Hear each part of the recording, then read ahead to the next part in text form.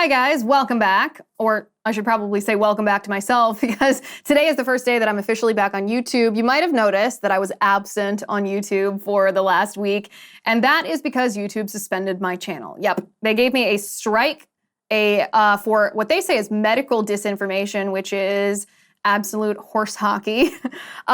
We talked a little earlier in the week on Rumble, a safe place to talk without censorship, about why their so-called medical disinformation accusations against me were stupid and wrong. You can go over to Rumble and see that anytime. In fact, that is my subscription ask for you for today. If you don't mind, go to rumble.com/Liz Wheeler and hit that subscribe button. So if and when YouTube ever dares to do that again, we can stay in touch and you don't miss episodes or wonder where I am. Welcome to the Liz Wheeler Show. I'm Liz Wheeler. What I want to talk about today, I want to talk about Elon Musk is taking over Twitter. It's official, guys. It's real. It's happening. I don't know if you're anything like me. You wondered when he announced that a couple months ago, what roadblocks he would run into, whether it would actually come to fruition. And I feel like it's kind of surreal. It's kind of surreal that Elon Musk has actually purchased Twitter, that this place that we love and we hate might actually be restored to a marketplace of ideas in the political sphere. It's really, really exciting. So I want to talk about that in a little bit more depth and what it means. It's not just, oh, Elon Musk owning the libs in the way only a billionaire can. This is really significant to our society. I want to talk about that. I also want to talk about Project Veritas. Their new release from an FBI whistleblower is breathtaking, as we've come to expect from James O'Keefe and his crew. Their latest investigation shows that the FBI is targeting you and me again, shocker. And I want to talk about how that impacts, or how this will impact, the 2022 midterm elections. I also want to talk about PayPal. Let me tell you, if you still have money in PayPal, get it out of there. Get it out of there before PayPal steals it from you for the crime of being a conservative, being a Christian.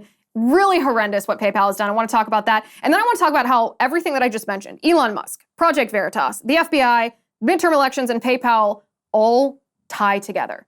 So let's get to it.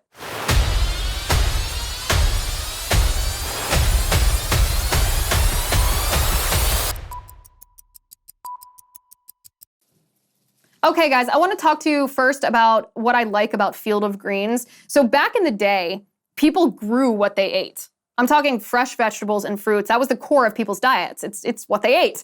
But as Americans have become busier, now we eat pre-made, processed fast food. It's the easy stuff. That's why we eat it. But it's not very healthy. It's definitely not the 6 cups of veggies and fruits recommended every day. So I want to tell you today about Field of Greens. Field of Greens is packed with a full spectrum of essential vegetables and fruits, plus science-backed herbs and prebiotics. This is what we need to stay healthy in a world where we're maybe too busy to grow our own food. Field of Greens works fast. You'll have more energy, you'll look and feel healthier, and it can even help you lose weight. In fact, next time you're at the doctor and they compare your old lab work to your new lab work, I bet the doc will tell you that you crushed it. And you can thank Field of Greens. Join me and take Field of Greens. And to help you get started, I got you 15% off your first order. And that's not all. I got you another 10% off when you subscribe for recurring orders. Just visit fieldofgreens.com and use my promo code Liz. That's fieldofgreens.com, promo code Liz. Fieldofgreens.com, promo code Liz. You'll be glad you did. Okay, before we get into the Elon Musk thing, I have a little bit of an addendum to yesterday's episode. Yesterday we talked about the new Prime Minister of the UK, Rishi Sunak, and the fact that he's a freak tied to the World Economic Forum, he advocates for essentially a surveillance state. He advocates for central bank digital currency, which is cryptocurrency controlled by elitists like Justin Trudeau. And we talked about his financial conflict of interest. After we filmed that episode, I was still thinking about this, and I found another insane conflict of interest that actually rounds out Rishi Sunak's entire character. So I wanted to add that little addendum today to yesterday's episode. Here it is. Rishi Sunak refused a couple of years ago to disclose whether or not he personally would profit from Moderna's mRNA COVID vaccine. This is when he was serving already in the UK government. He wasn't the prime minister. But remember, Moderna has only ever brought one product to market. This company as a whole, the only product that they have is the mRNA COVID vaccine. Rishi Sunak, and I want to read this directly from The Guardian. They say Sunak was a founding partner of Theleme Partners, a major investor in Moderna and one of the executives managing its U.S. office. He left the firm in 2013, returning to the UK to pursue his political career. It's not known whether the chancellor retained any investment in the Theleme fund after leaving, because Theleme is a registered entity in the Cayman Islands, a tax haven which does not make company records public. The Guardian writes, ordinarily a partner in a hedge fund would own a stake in the management company and have money invested in its fund. A year ago, Sunak declared in the list of ministers' interests that he was the beneficiary of a blind trust. The contents of the trust have not been disclosed to the public. Stock market filings show that Theleme has a $500 million investment in Moderna, which accounts for around 20% of all the money it manages, about $2.5 billion. I read that and I was like, what? What? Hello, British people. Do you understand what this means? The government of the United Kingdom has purchased literally billions of doses of the Moderna vaccine.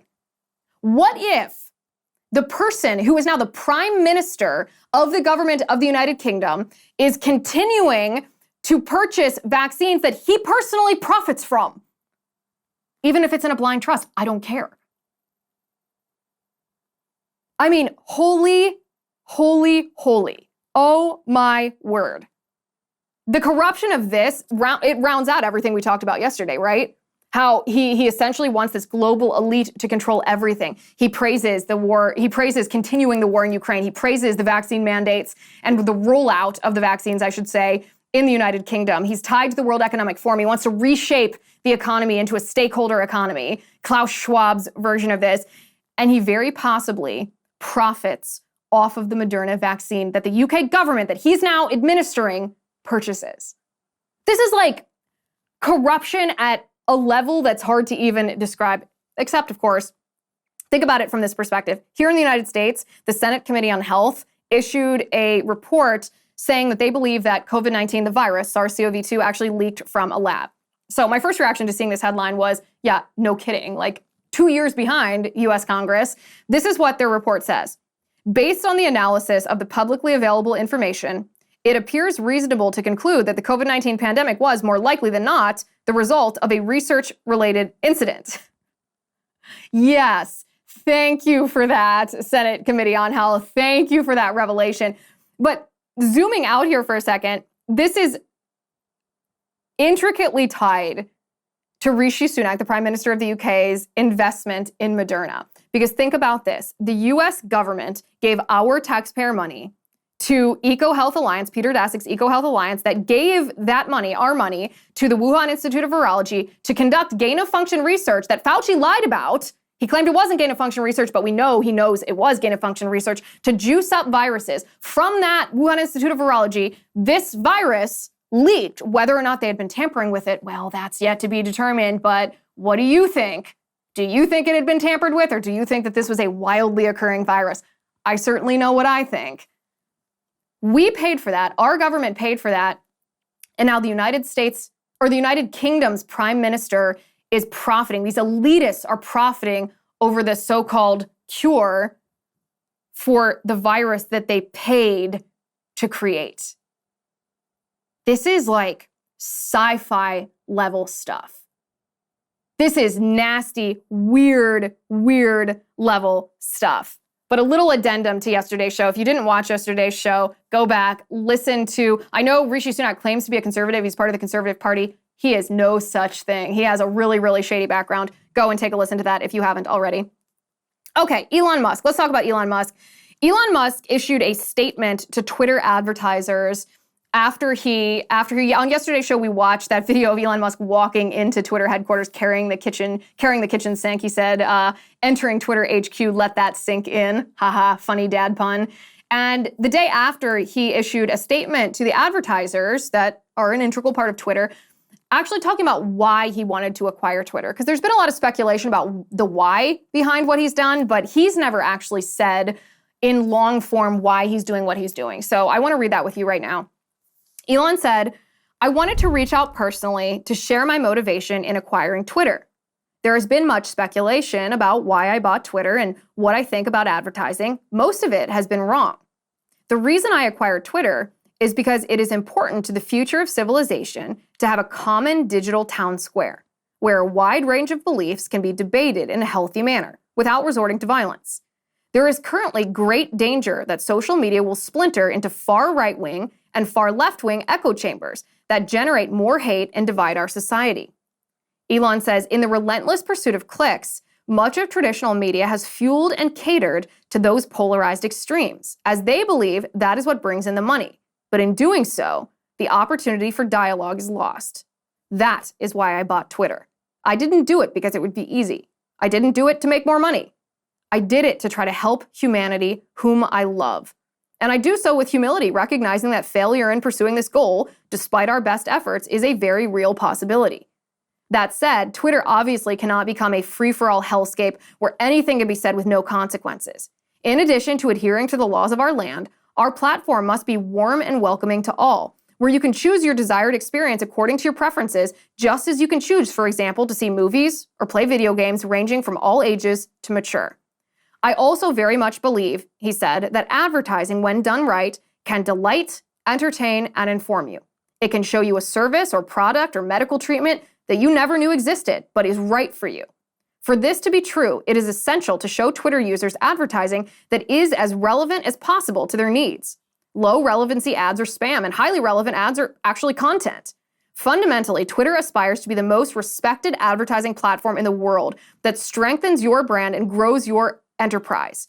To everyone who has partnered with us, I thank you. Let us build something extraordinary together. I don't know about you guys, but I kind of get the chills when I read that. Because Elon Musk, he's not conservative. He's not right-wing. But he understands that it's not just a matter of conservatives feeling unwelcome or conservatives being censored, and that's personally annoying, or liberal employees at Twitter deliberately, for personal reasons, trying to silence conservatives and views that they don't like. He understands that this is much bigger than you and I. That this is actually censorship and cancel culture, which is what we're seeing play out on Twitter right now, is actually a fundamental threat to our society. And he identifies actually one specific thing that he wants to bring back to Twitter, where the real value of a public square digital forum lies. And I want to talk about that in just a second, but first I want to talk to you about Beam Organics.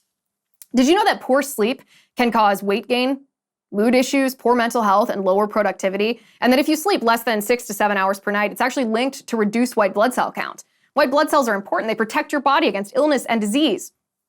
Not many people realize this, but having a consistent nighttime routine is so important. A better tomorrow starts tonight. Let me introduce you to Beam Dream. Beam is the world's most innovative functional wellness brand with unique products for everything, from sleep to recovery. And today, you get a special discount available for Beam's sleep product. It's called Dream Powder. It's their best-selling healthy hot cocoa.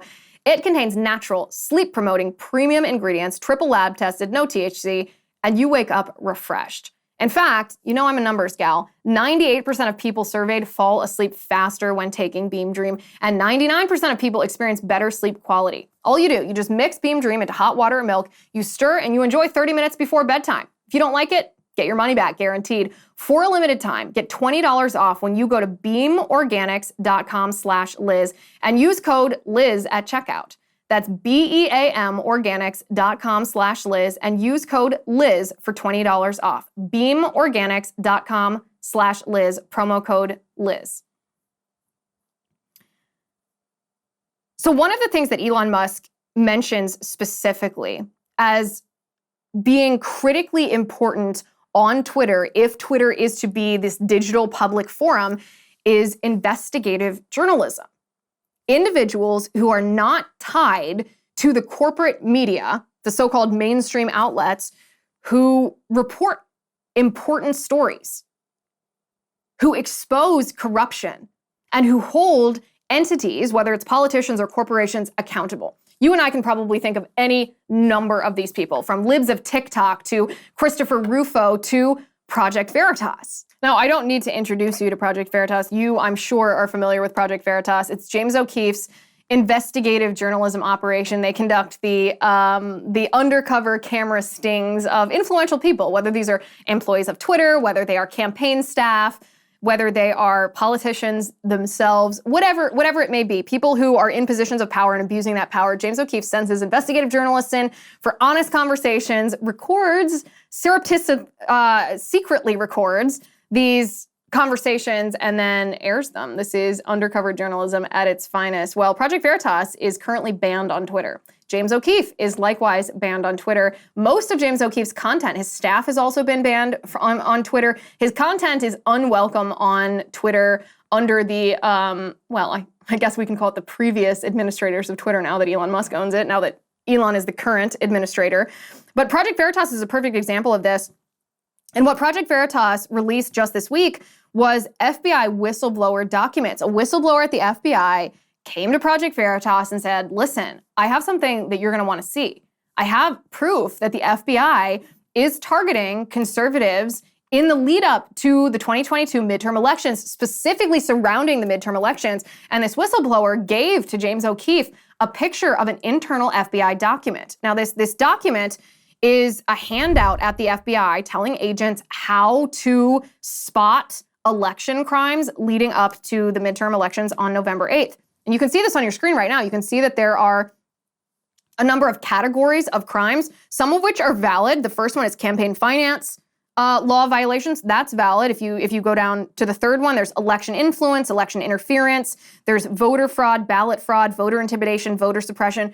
Those are all very valid crimes that perhaps the FBI would do well to investigate a little more closely after some of the evidence that we've seen in previous elections of usually left-wing activists or Democrats engaging in these crimes. But if you look at the second category and the 1, 2, 3, 4, the fifth category, you will see misinformation and disinformation listed. And how does the FBI in this internal document describe disinformation? They say false or inaccurate information intended to mislead others. Disinformation campaigns on social media are used to deliberately confuse, trick, or upset the public. Misinformation is defined as false or misleading information spread mistakenly or unintentionally. So my first question here is, who exactly is the arbiter of truth? Who determines what is true and what is not? I understand that there's objective truth, but there's also opinion. There's also a divergence of worldview that is at play in our midterm elections. Let's use abortion as an example and transgenderism as an example. In the abortion debate, pro-lifers say, well, life begins at conception. Biologically, a new human life is formed at the moment that an egg fuses with a sperm and becomes, a unique DNA, a unique person. The pro-abortion side says a baby is not a baby, not a unique human being from the moment of conception, but only when the mother desires that child. So who determines which is true and which is not? Well, the FBI? The same FBI that came after Trump? Same FBI that's raiding pro-lifers? I don't think so. What about the transgender issue? You and I understand that a boy is a boy and a girl is a girl, but the left thinks that a boy can be a girl if he wants to be a girl, and a girl can be a boy if she feels like a boy. So who's the arbiter of truth? Who determines what's disinformation or misinformation and the intention behind it? This is really scary stuff. This is like authoritarian type stuff. And misinformation, that you mistakenly or unintentionally spread false information, that can constitute an election crime. So basically, if you post a post on Twitter and you're mistaken about a hot button issue, or not even mistaken, you say something that the left disagrees with your definition of the word, that could cause an FBI agent to raid your home. Is that what I'm seeing here? This kind of corruption, let me just tell you, this kind of corruption is distasteful and off-putting to everyone. There might be a very fringe minority on the left who want the FBI to raid the home of pro-lifers, but most people don't. Most normal people, even normal Democrats, don't want that. They think that's an abuse of power. The reason they don't care about that is because they don't know about it. The reason they don't know about it is because on platforms like Twitter, where previously investigative journalists thrived, those investigative journalists have been silenced and censored and canceled, so that information is stifled and people don't hear about it. The mainstream media, of course, the corporate media wouldn't touch this. But this is one of the most important parts of what Elon Musk is doing here, is he understands that investigative journalism, independent journalists are incredibly powerful, perhaps the most powerful people in our entire country. Again, think of libs of TikTok. Do you think the vast majority of people in our country would believe that drag queen story hours were happening in the library near you? That kindergartners at your local elementary school are being indoctrinated into queer theory if she hadn't posted video after video after video after video of these groomer teachers grooming your children, admitting that they groom your children? I would argue that no, they wouldn't. Now we get to PayPal. PayPal is another example of this. PayPal, if you have money in PayPal, I give you full permission. You hit the pause button right now on YouTube. You hit the pause button right now on Apple. You hit the pause button on Spotify. You hit the pause button on Rumble. You hit the pause button on Local, wherever you're listening, and you go get your money out of PayPal. Trust me, get your money out of PayPal. A couple weeks ago, a leaked document from PayPal set the internet ablaze because this leaked document was an updated user agreement, the terms of service for YouTube or for PayPal, in which PayPal reserved the right to fine you $2,500, to remove $2,500 from your account, just siphon it out, if you were engaging in misinformation or disinformation related activities. The outcry was so loud that PayPal said, no, you're not correct. You've made a mistake. We've made a mistake. We never meant to publish these. These are not our terms of service. Like, this was just some internal document that was discussed, but it's not real. And a lot of conservatives were like, sure. And a lot of conservatives left PayPal.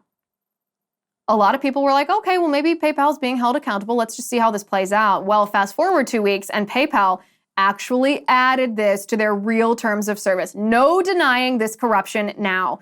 They actually say, you can see this on the screen. They show, you can see their terms of service, and then you can see what they define as bad behavior. So if you're engaging in, let's say, political activism, maybe you have a consulting firm, maybe you work for a campaign, maybe I don't know, maybe you're a right-wing news outlet, an entertainment. I don't know, you could do any number of things. If you articulate anything related to transgenderism, you articulate anything related to abortion, you articulate anything related to border security, illegal immigration, any of the left's hot button issues that they claim make the right for wanting a secure border, wanting to protect life, wanting to protect boys and girls, little boys and girls, they would deem that as intolerant and discriminatory, and they would drain your PayPal account of your money. It's in the PayPal terms of service. And this is not a government entity, right? PayPal, it's a private business. How do you hold them accountable? You hold them accountable by independent journalists, investigative journalists, blasting this story to kingdom come, circulating this story so that the people that use PayPal, not just a minority of people who are very highly tuned into politics and hear about this stuff, so that everybody hears about this. Because it doesn't matter if you're a Democrat voter, Republican voter. The only people that support these kind of policies are very, very far leftists. The elitists who want to control us, the politicians who want to control us, and the crazy Marxists who support them. But the vast majority of voters aren't crazy Marxists, even voters on the left. But without a public square, a digital forum that serves as a public square, like Twitter under Elon will be, this kind of story just falls to the wayside. It's left on the cutting room floor. The mainstream media is not going to cover it. It has to be covered by you and by me. We understand what the left wants for us. We understand that this is not a coincidence. This is not an isolated incident of one company, PayPal, targeting us, or one FBI agent being a bad apple going after a conservative. No, we understand that this is a systemic worldview from the left. They hate us. They have labeled us as extremists. They don't want us to be able to participate in society. And again, this is not an inference that I am drawing. We can see this happening before our very eyes. And we're going to talk about that in just a second. But first, I want to talk to you about Upside. Upside is a great new app that I've been using, and I want to share it with you because we've all been cringing, right, at the gas pump, or, you know, groaning when we get that eye-popping check after eating out at our favorite restaurant, because inflation is hitting us all where it hurts. It really hurts. That's why I actually started using Upside. Upside is an incredible app for anyone who buys gas or buys groceries or dines out. So, you know, all of us. With every purchase, I'm actually earning cash back thanks to Upside. And by the way, it's not too good to be true. I've used it. It works. To get started, all you have to do is download the free Upside app. And yes, it's free. Use my promo code Liz5 and you can get $5 or more cash back on your first purchase of $10 or more. Here's how it works. You claim an offer for whatever you're buying on Upside. You just check in at the business. You pay as usual at the business with a credit or debit card, and then you get paid by Upside. In comparison to credit card rewards or loyalty programs, you can earn 3 times more cash back with Upside. It's a pretty good deal. Upside users are earning more than $1 million every week. So download the free Upside app and use promo code Liz5 to get $5 or more cash back on your first purchase of $10 or more. That's $5 or more cash back on your first purchase of $10 or more if you use my promo code Liz5. But first, download the free Upside app. Okay, so Congresswoman Mayra Flores from the state of Texas is a Republican Latina Congresswoman, and she has been booted from the Congressional Hispanic Caucus, which is kind of laughable because she's Hispanic, she's Latina. I mean, I don't know what else you want me to say. I don't know if you can be like very, very Latina or very, very Hispanic. There's no superlative that you can add to that. She is Hispanic, she is Latina. That should be the only barrier to entry to the Congressional Hispanic Caucus. But the Democrats in charge of the Congressional Hispanic Caucus have determined that she is not politically a Hispanic. She does not politically align with what they believe a Hispanic woman should be. And so they have kicked her out of the Congressional Hispanic Caucus because she is a Republican. That is the only reason, because she is a Republican. She had the most hilarious response, which I want to read just because it made me laugh.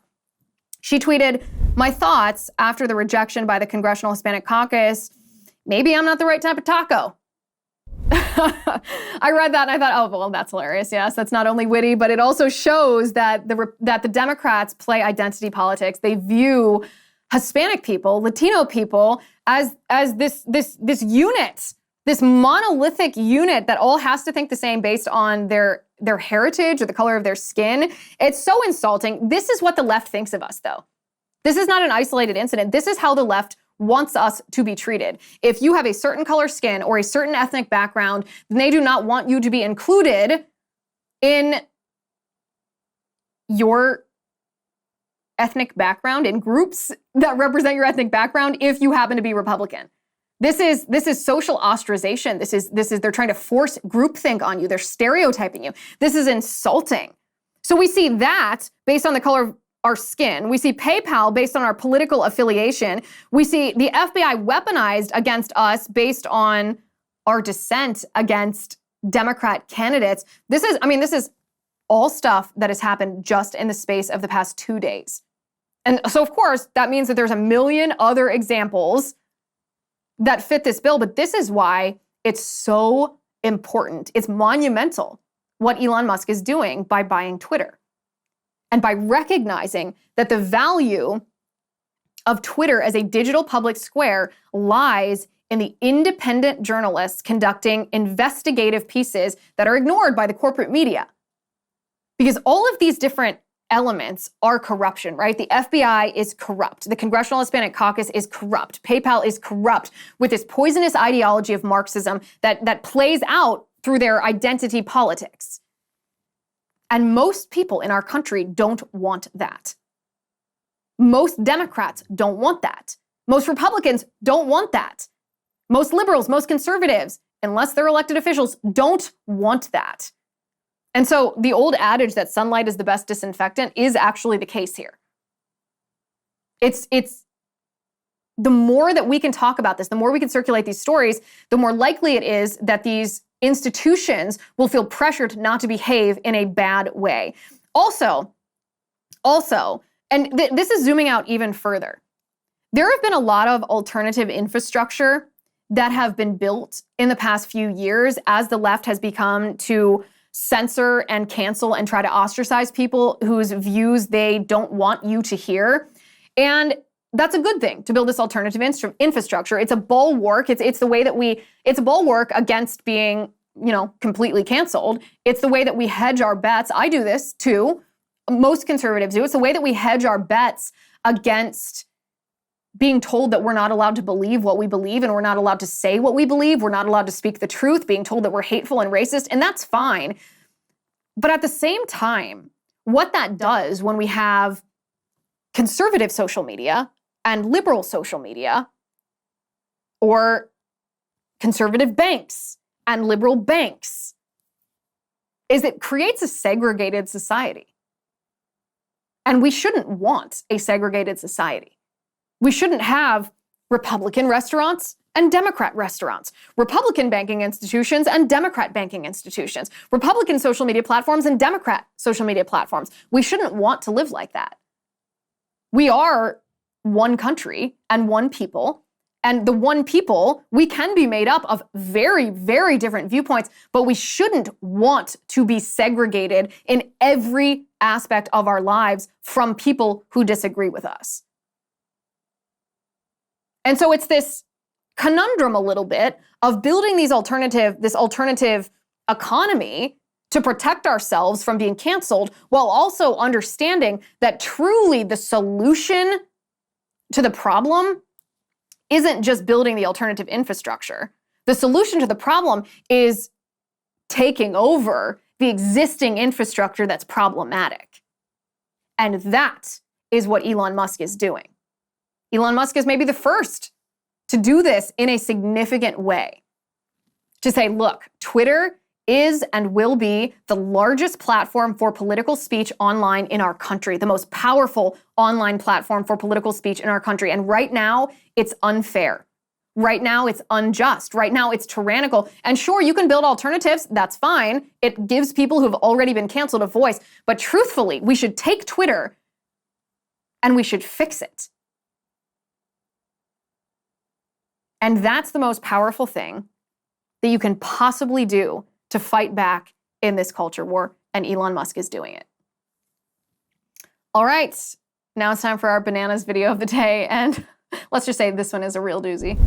Let's talk about dating preferences. This video was so good, you must watch it, and I want to branch off and talk about how it relates to fat phobia and dating. A lot of times when people are asked, why don't you date fat people, trans people, people of color, whatever, they will say, it's just a preference. I'm just not attracted to them. I can't make myself be attracted to someone I'm just not attracted to. The implication here being that preferences are innate, unchanging, and completely independent of any outside factors or societal norms. And therefore, that they are inherently unproblematic. Like, it's not fat phobia, it's just who I am. I can't help it. But I think it's actually a lot more complicated than that. Our desires are not immune to social conditioning.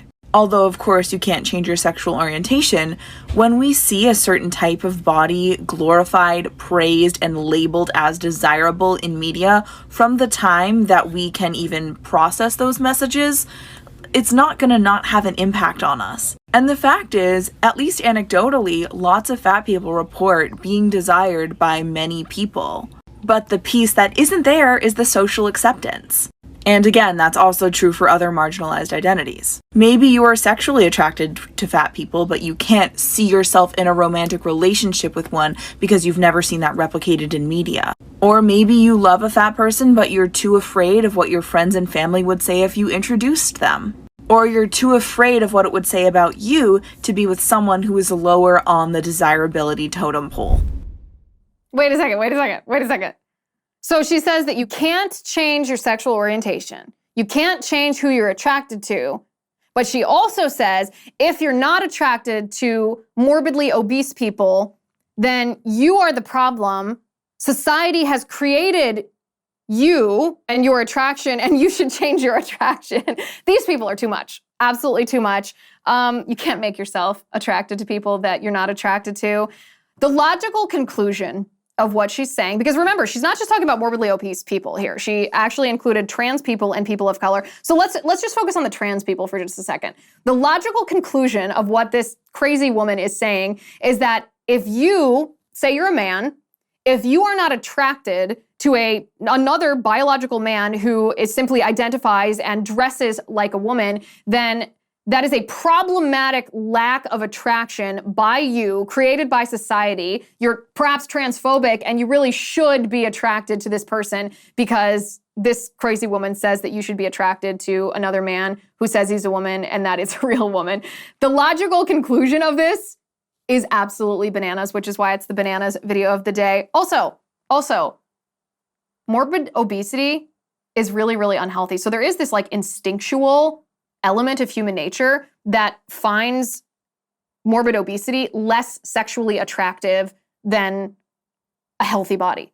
That's not a commentary on the dignity of people who suffer from obesity. It's not a commentary on the fact that we should show people who are obese respect. Of course not. But it is just a biological element, sort of an evolutionary element that we recognize that being morbidly obese is incredibly unhealthy. But, you know, she's not interested in the truth. She's just interested in pretending she's a victim. That is the bananas video of the day. Thank you for watching today. Thank you for listening. I'm Liz Wheeler. This is The Liz Wheeler Show.